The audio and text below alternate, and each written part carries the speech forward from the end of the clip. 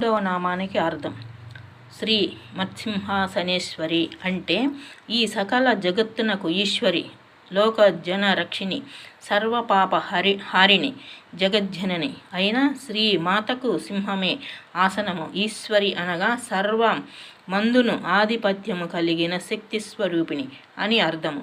సింహమును ఆసనముగా చేసుకొని ఈ సకల జగత్తును పరిపాలించుచున్నది కనుకనే ఆ జగన్మాతను శ్రీ మత్సింహాసనేశ్వరి అని స్తుతించుచున్నాము. దేవీ పురాణం.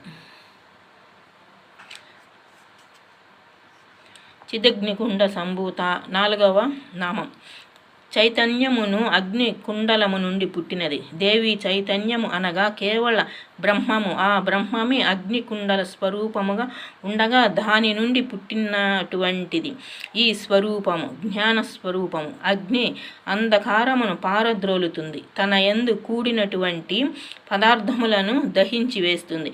దేవి జీవులనందు కల అజ్ఞానమును అంధకారమును పారద్రోలుటయే కాక జీవులను హరించివేయు, తనలో లయం చేసుకొని నటువంటి శక్తి స్వరూపురాలు. లేదా ఈ సకల సృష్టి దేవి యందు అయితే